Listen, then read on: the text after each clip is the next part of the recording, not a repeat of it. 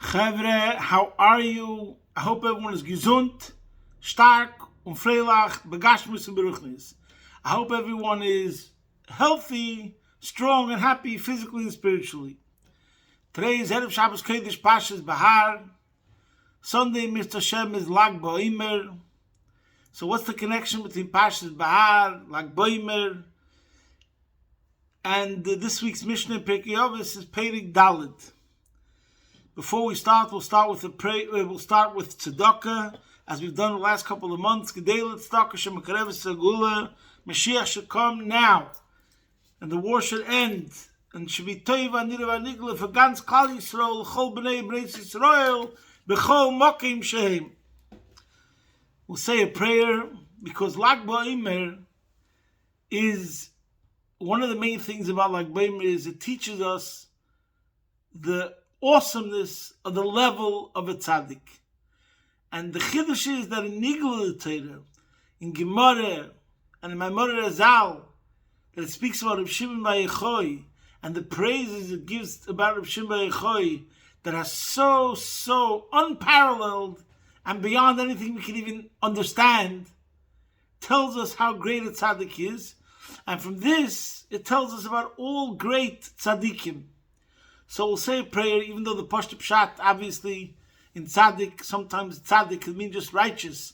According to the Gemara, a chassid is higher than a tzaddik, because a chassid does the fnimish or sadin, goes beyond the letter of the law, and a tzaddik is just a person who's righteous, he follows the law. But in any case, we'll say the bracha of Allah tzaddikim, the Allah chassidim, I'll play this Beis Ephraim, Valgeri HaTzadik V'aleinu Yemna Rachmecha Hashem Elokeinu V'sein Sochotei L'chal Beitchem Shimcha B'emes V'simchlekeinu Yimoem M'leilu M'loi Nevish Ki V'cho B'tochnu Baruch Atah Hashem Mishanu Miftach L'Tzadikim. We say a prayer, we thank Hashem who always supports and gives security to the righteous. And we said Allah Tzadikim V'ala Chasidim, so it's a prayer for all Tzadikim and all Chasidim.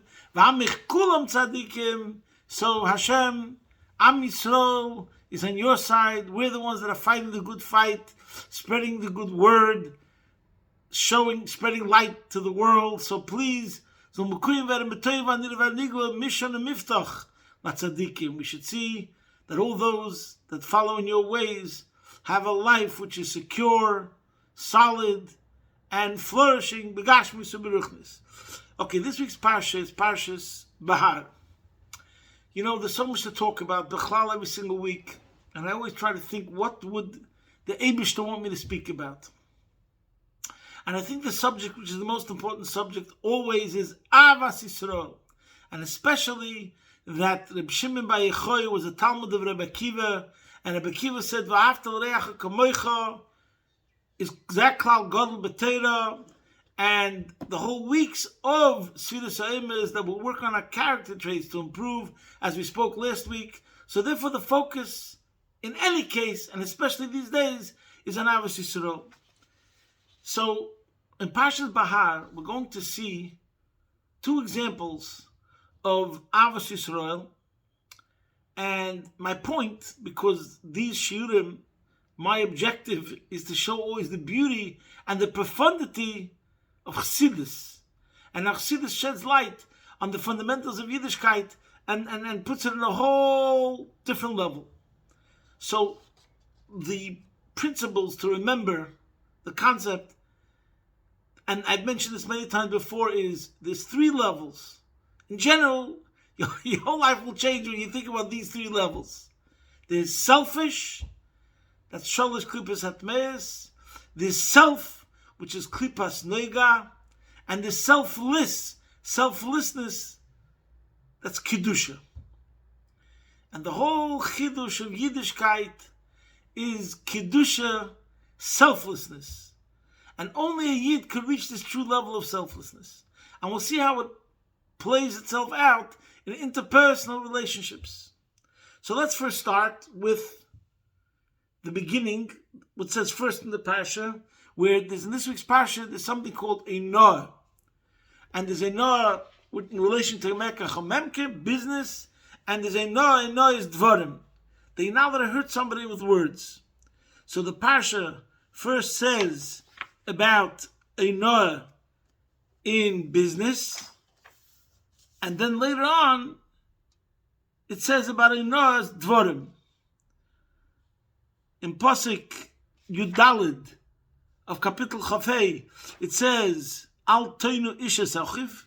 That means you're not allowed to say words that are deceitful, that are not straight, that are not honest. Do not victimize one another. And it's talking about Zu Enoas Momin, as Rashi says, this is victimization in financial matters. Okay. You have to be straight, you have to be honest, not to cheat someone else, etc. The words that you speak when it comes to dealings, willings, and dealings, it has to be straightforward and honest. I don't want to get into all the details now because it would take too much time and the time is running out. We have a very short Friday. Now, a few psukim later, in Pasuk Yud Zayin, it says, "V'leisoinu ishas hamisoi v'yereisem alikecho." And over here we learn out, "Oinoas dvorim." Rashi says, "Kan hizer oinoas dvorim." Over here, the Torah warns us about verbal harassment. Shel yaknet es chaveroi. One should not annoy his fellow, v'leisienu eitza, nor give him advice, she'ena ageneslei, that is not appropriate for him. L'fi darkoi v'anosoi shel yoyetz.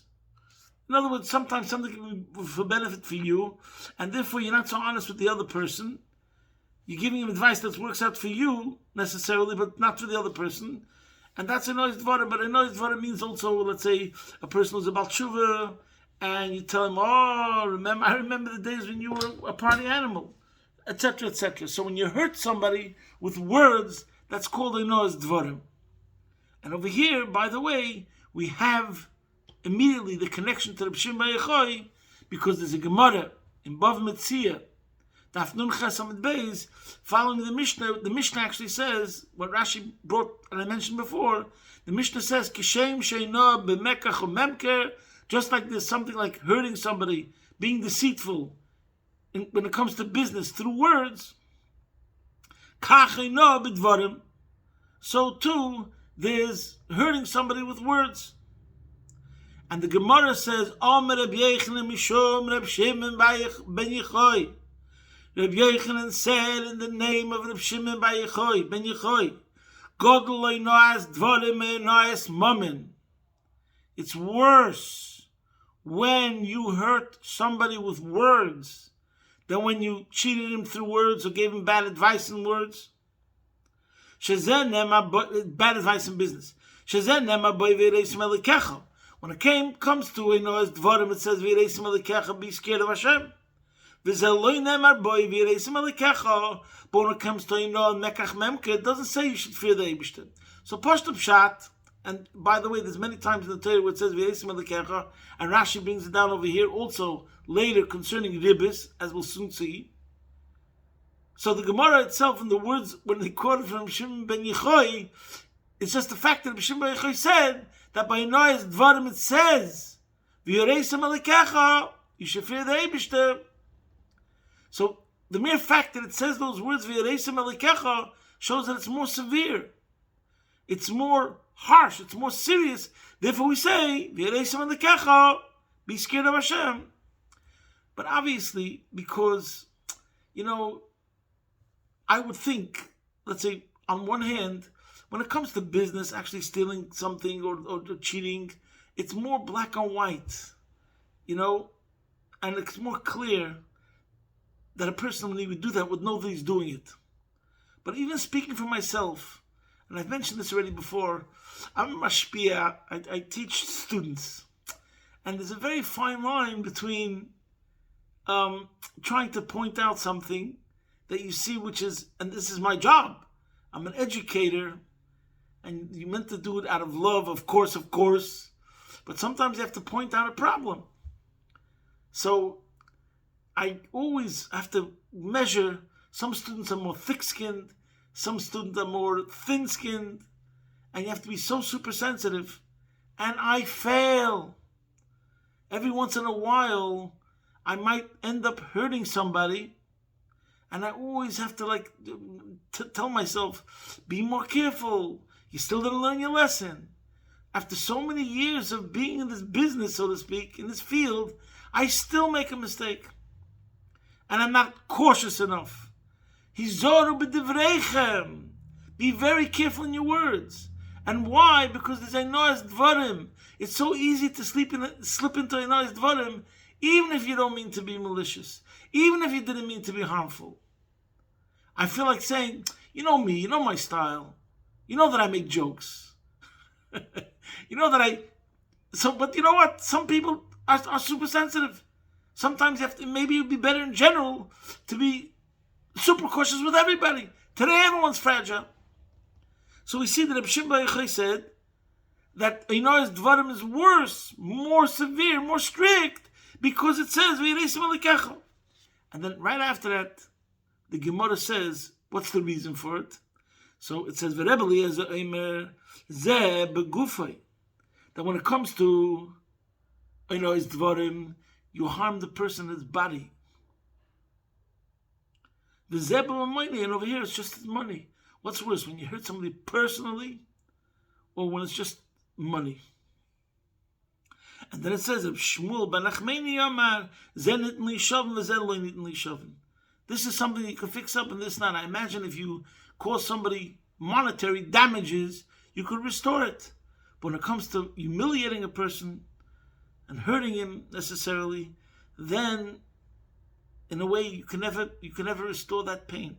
And right after that, the Gemara says, Kol ha'malbim p'nei chaveri berabim, kilu sheifech domei. Whoever humiliates a person in public, it's as if he committed murder, he spilled blood.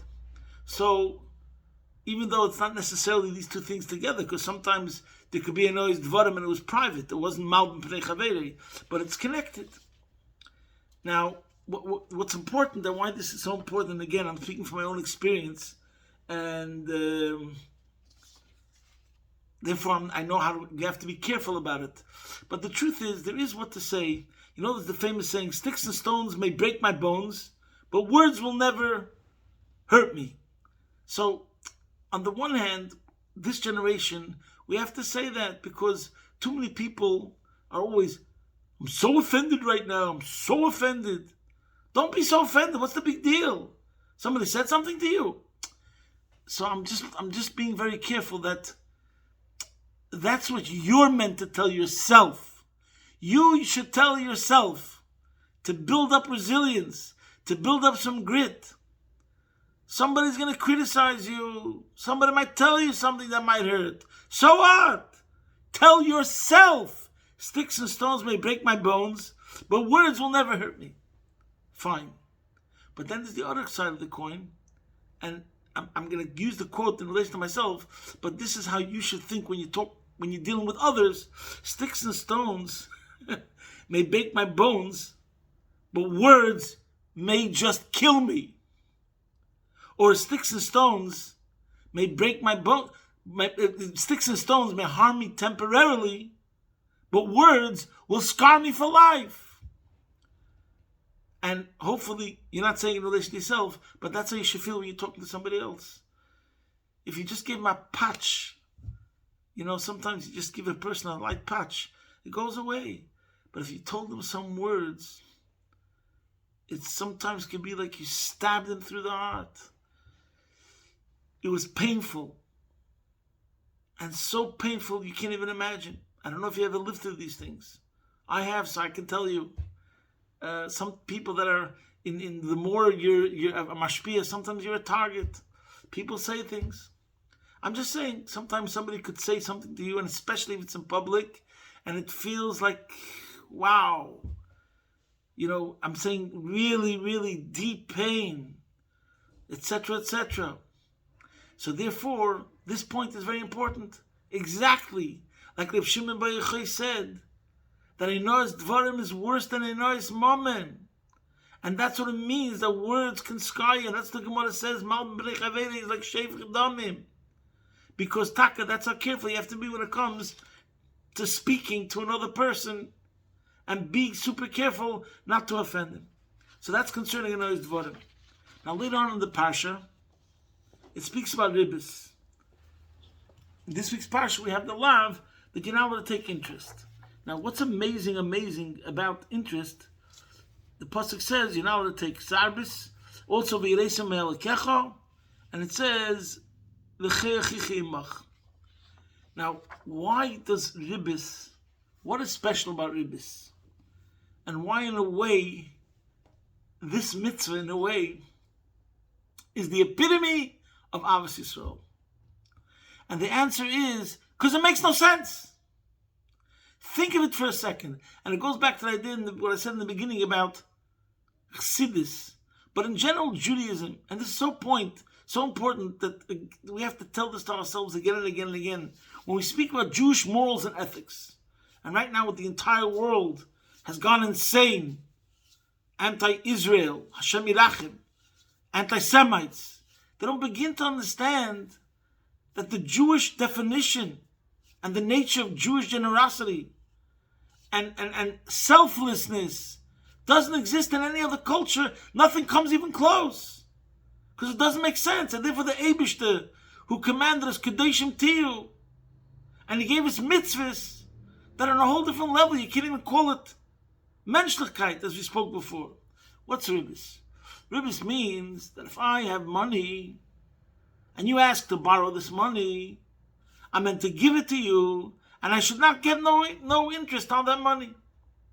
And that means that I lose. What's the sense of that? In other words, like this. The reason why it makes no sense is when it comes to charity, somebody is destitute, someone's poor, and you have to help out that person. Fine. So we were saying straight up, there's something called charity. You're giving it away to the other person. No problem. That makes sense. He doesn't have, you're giving him. But what's interest? Interest means that if I have 5 stores called Shmel's Essen Bench, now I want to open up a 6th branch in 5 towns. A gamach, a loan, is even for rich people. But since I'm a billionaire and he's only a millionaire, he decides he's going to come to me and ask me to give him money to be able to open up a 6th branch. But wait, there's more. He's willing to pay interest. But he doesn't want to pay the interest that he would get from a bank, which is a very high interest. He wants to go to you, since you're his friend, you know each other from the community, and they're both mutual agreement, you'll give him a loan, which will be half of the interest. Half of the, whatever you call it, interest rates that the bank will give you. Mabaya, what's the problem? You both agree. You're both best friends. The answer is because the real union of Avos Yisrael means that he is more important than you. And that's what's going on over here. You are rich and he is rich, but you're richer. And that money, if it would be by you, you would gain something from it. You're a chaverman, you're a good businessman. You would take this money and put it somewhere in an investment, and there would be interest, and you would gain from it. Now you're meant to take that money, give it to that person, and every minute when it's by that person, you're losing from it. Because you would have made interest from that money, and now you're giving it away to another person. Because it's a favor. He asked you for that. So it's a question of not something that he needs because it's essential. It's a question of whether he should make money on your money or you should make money on your money.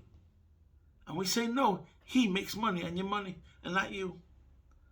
And that's the ultimate extreme example of selflessness. In other words, there could be 3 approaches to life in general, how you deal with a person. One approach is, I'm first. That's selfish. Me first. I'm number 1. Second approach, we're equals. Third approach, he's more important. And this is what we had recently, a tremendous Hayom Yom.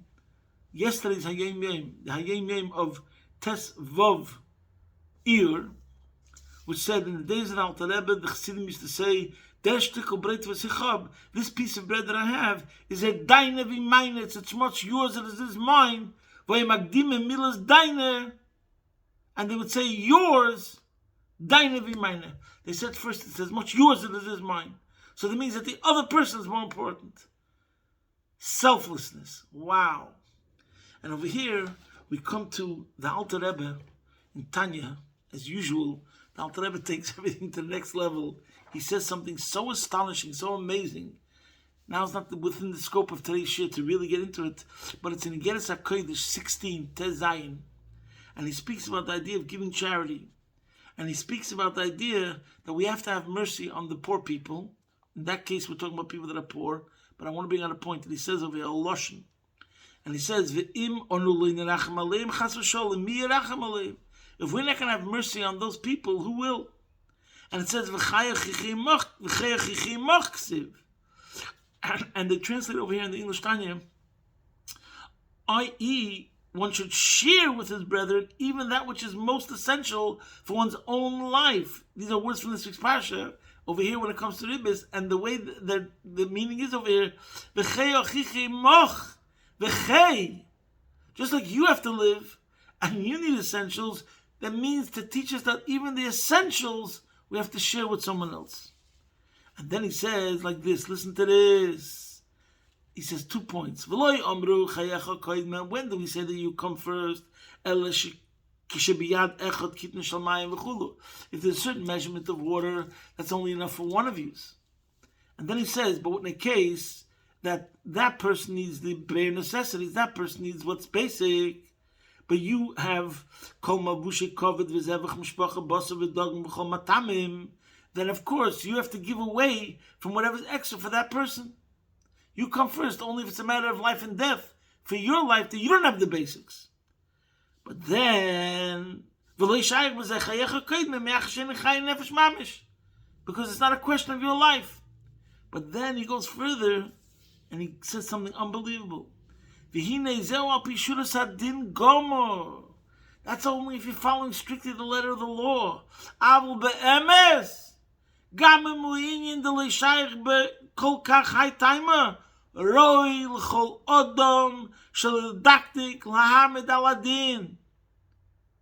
Don't be so by the book straight line, which says, and we say that that you come first.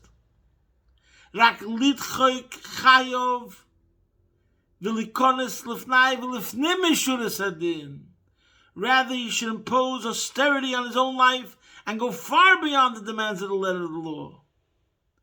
So we don't only say you should do lifnim mishur adin, but lifnai v'lifnim double. Go far beyond. It's going beyond the letter of the law, and it's going far beyond the letter of the law. I.e., that guy comes first. How does it all fit with halacha? We'll leave that for another shir. But look at Chassidus, look at the Alter Rebbe. Unbelievable. And this is the connection to Parashat Shavua. We'll just speak quickly again because you have to remember this rule. There's selfish, you come first. Self, equal. Selfless, he comes first. And in the Mishnah in Perek Daled of Ovis, twice we have the same message. And also Chassidus, as usual, sheds light on this concept like nobody else. There's the fourth Mishnah in Perek Daled, which says,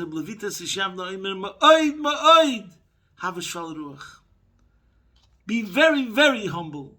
So ma'oid is one time exceedingly. Ma'oid is double exceedingly. Wow. So when it comes to humility, in most cases, in most attributes, we say there's one extreme, go the middle path. Over here we say ma'oid avashal ruach. So not selfish, of course, not even self, but selfless. Try to be exceedingly humble. The more you're honing your selflessness, the better it is. I don't have time to go into this. What about positive self-esteem? What about somebody taking advantage of you? Speak to your local mashpia. Speak to your local Rav. All I can tell you is what it says right over here.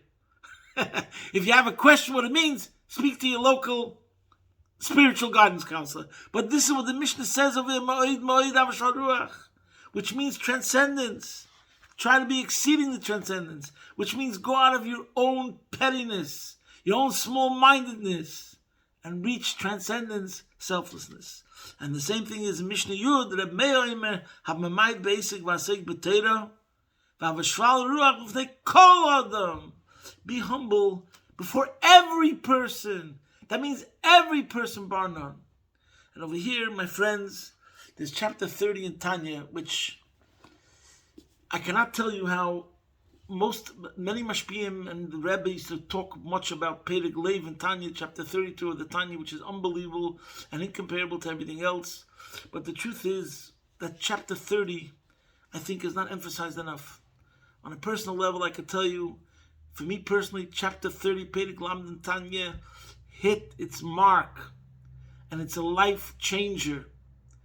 And it's a difficult thing. Again, one of these things you struggle with, like I know is Dvarim, is humility. Humility is a difficult trait to acquire, to work on. It's a lifetime job.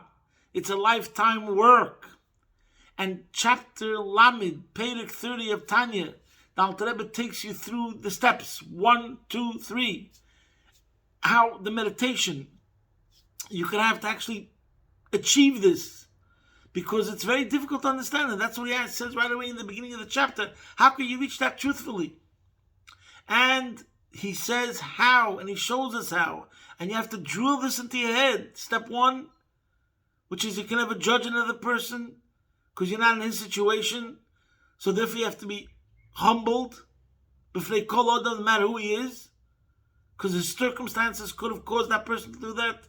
Number 2, he, if you want to say, fails in some of his struggles, guess what? You failed in your struggle. And it could be that when it came to his hardest struggle, he didn't fail, which meant he wanted to smoke 20 cigarettes on Shabbos, but only smoked 19, and he didn't smoke the 20th because he knows it's Shabbos, and he decided 19, okay, but I'm not going to do the 20th. But when it came to your struggle, whether to look inside the Siddur during Chazoros HaShatz or not, you failed. That's the second thing the Alter Rebbe brings out. And then finally the Alter Rebbe says, if you know more than him and you studied more than him, then your mistakes are considered intentional wrongdoings, and you judged more harshly. But him, because he's more of an ignoramus and wasn't educated, knows less or appreciates less, so therefore he's not judged so harshly. So the Alter Rebbe takes you through these steps, you meditate upon it, and there's no way that you're going to feel yourself greater or superior to anybody else. And this is one of the basics of Yiddishkeit, because it's how you look at yourself, and it'll change how you deal with everybody, and in relation to Hashem also. And it'll always demand that you should work hard on yourself and not be complacent. And it's also a statement against organized religion, because you can't look on the outside at somebody and see what he's holding and say he's lower. Guess what? You could be the rabbi, you could be the spiritual leader. You have to be humble if they call on them in front of everybody. And as the Alter Rebbe explains, and that's going to make you a better person. And i.e., it's all in the direction of not selfish, not self, but selflessness. And that's one of the greatest liberating thing. It's not that you end up feeling oppressed or constricted. On the contrary, you're liberated. You're liberated because you have a healthy attitude towards others. You understand no one's perfect, and etc., etc. The Eibusher should help that every single one of us should work on the things that we spoke about today. And basically, Reb Shimon Bar Yochai represents the idea of the ultimate selflessness, and his whole purpose was to bring the world to a better place. Yochanan lifted his kol elam kulim min adin. He brought light and goodness and illumination to the entire world. Through the Zohar, Zohar means illumination. He elevated the whole world, and through Pnimiyas HaTorah will bring Mashiach. And through Pnimiyas HaTorah, which is the source, so to speak, of Chassidus, Pnimiyas HaTorah showed us the Pnimiyas, the inside story, and how Avos Yisrael is achievable. And everything that Torah speaks about, we take it to the next level. As Reb Shimon Bar Yochai brought out, that a noise dvarim is worse, like he says in the Gemara, is worse than a noise mammon, being sensitive to another person's feelings, and to be more careful. So the Eibusher should help that the schus of Reb Shimon Bar Yochai, who said Yochanan lifted his kol elam kulim edin, we should see gal einai v'abita neflois miterasecha ki meitzeischa me'eretz Mitzrayim arer neflois. In the schus of Reb Shimon, we should see and experience and live to the geula mitzvah shlema, take it from a yad mamish. posting from my home, Behar Hashem Yisbarach, your man in Melbourne.